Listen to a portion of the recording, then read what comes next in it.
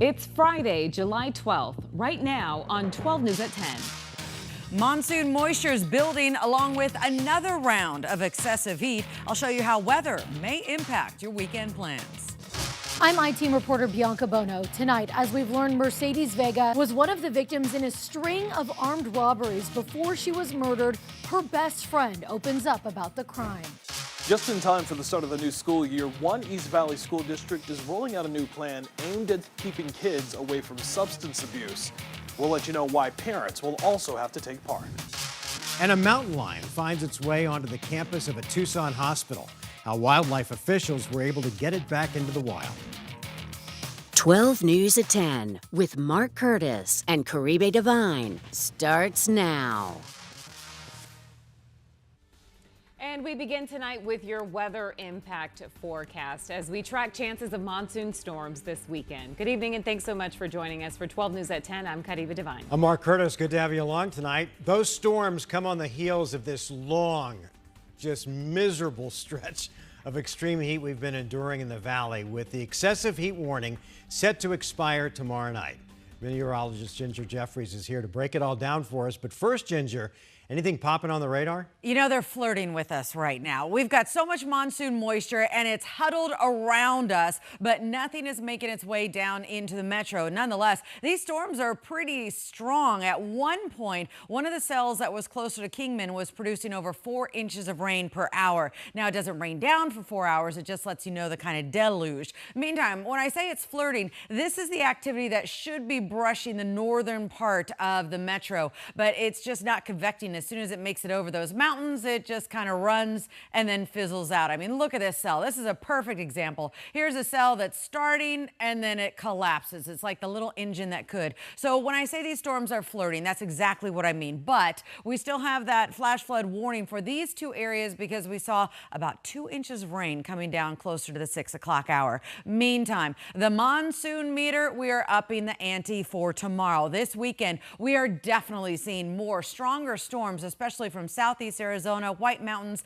and into northern Arizona. They're compacting and getting closer to the valley. So follow along. Now, I've really zeroed in on the Phoenix area, and the timetable is Saturday at 3 o'clock through Sunday evening. Look at how these storms continue to get close, and then they lift overnight, resurging after about 3 o'clock in the afternoon. Here's our measurable rainfall, but you can see they're getting awfully close to the metro area through Sunday, and Monday we have increased opportunity for some showers. So I'm going to break down that, plus tell you how much heat we've got in store for you tomorrow. It's the double whammy. Details coming up in a couple of minutes. Over to you. All right, we'll see you then, Ginger. Thank you. Tonight, investigators in eastern Arizona are looking for the person who started the wildfire. It's burned more than 2,000 acres in San Carlos and has left nearly 75 people without a home. Officials tell 12 News that the fire was human-caused, and San Carlos PD has opened a criminal investigation. There's been a massive turnout for supplies at San Carlos High School. They've collected donations of water, food, clothing, personal items, and the federal government is also providing assistance. We did pass an emergency declaration that would allow us to go ahead and contact FEMA directly, and so we are in the process of that right now and working with our FEMA representatives. We're accepting clothing, food, water, personal hygiene kits, adults, children. We have quite a few, from elders to infants, that have been displaced from this fire. And thankfully, we're told that most people have at least a temporary place to stay for now. Meanwhile, about 2 hours south of San Carlos, crews are battling the Freeman fire just north of Oracle Junction. It scorched over 28,000 acres and it's still growing tonight. Right now, fire crews are trying to protect homes that are north of the fire, with multiple air tankers being brought in to assist. Officials tell us that the fire is burning so hot that it actually pushed through the fire retardant lines and is continuing to grow. We're told that crews will continue working through the night to try to contain the flames. And to track fires anytime, scan the QR code on your screen right now. That'll take you to a page with the latest information throughout the fire season. You can also find more information at 12news.com/wildfires. Tonight, the 12 News I-Team is learning more about a string of armed robberies targeting dancers. One of the victims was Mercedes Vega, and less than 3 years after she was robbed, before going to trial, she was brutally murdered. Now, I-Team reporter Bianca Bono is sitting down with one of her best friends who worked with her at the club and remembers fearing for her safety as others were being attacked.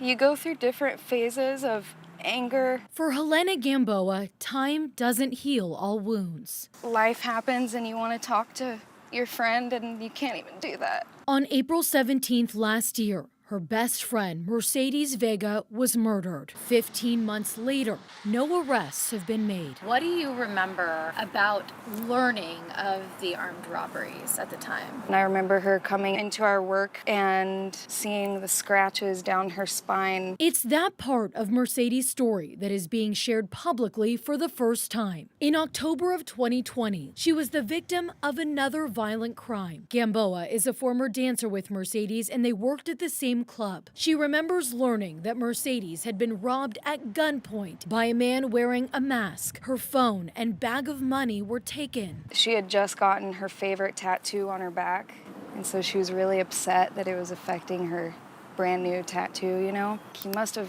really pushed her hard. And she wasn't the first victim in their club. In November of 2019, another dancer was targeted. A Scottsdale police report shows the suspect, wearing a mask, robbed the woman at gunpoint, taking her bags. Everybody was really on edge about it. A month after Mercedes was robbed, it happened again. In November of 2020, another dancer from the same club reported a man attempted to rob her at gunpoint in the parking garage of her apartment, but he ran off when a passerby arrived. Mercedes was very, very smart. She was very strong, but she was also very mentally strong. Mercedes cooperated in that investigation, providing police with information that ultimately led to the arrest of Cujo Young. Mercedes identified his photo in a lineup, and he was charged in connection to the two 2020 cases. The 2019 armed robbery case remains unsolved. But just this week, Scottsdale police confirmed they are reviewing that case to see if it's connected. We were pretty concerned if he had an insider in there, you know, telling them, hey, this is probably the best person to target right now. On April 13th last year, Young's attorney filed a disclosure notice that a man named George was expected to testify at the robbery trial, that he was the individual who threatened Young, coercing him to commit the armed robberies. 4 days later, though, Mercedes was found dead. Young was out on bond with electronic monitoring at the time of her death. 12 News has asked MCSO if they're investigating any connections between the robberies and the murder. The sheriff's office said they will not comment on this or any other possible connects at this point. The robbery case was set to go to trial this week, but a change in Young's attorney has pushed the trial back to the fall. It makes us all really, really upset, because even when she had a chance to be here and live her life, she still didn't get justice for being, you know, mistreated that way. Young has been held without bond on a separate drug case since November. Regardless of when his trial starts, Mercedes' loved ones plan to be there. Everybody deserves justice, and, you know, eventually the truth is going to come out and you're going to have to pay the consequences. Bianca Bono, 12 News. All right, Bianca, thanks. The westbound lanes of I-10 are back open tonight after a deadly crash earlier today near Quartzsite. Officials with DPS say the crash involved two cars, both of them catching fire on impact. 3 people were killed, and the victims may include children. We're staying in contact with DPS for updates on the investigation. Also developing tonight, a man has died after a car and a motorcycle collided in Gilbert. Police tell 12 News that it happened around 6 p.m. at the intersection of Val Vista Drive and Boston Street, just south of Williams Field Road. The motorcycle rider was rushed to the hospital where he died of his injuries. He has not been identified. Gilbert police say that they're continuing to investigate what happened. Next week, kids in the Chandler Unified School District will head back to class for the start of a new school year. And when the high schoolers return, there will be a new program in place designed to crack down on dangerous drugs while trying to keep kids in the classroom.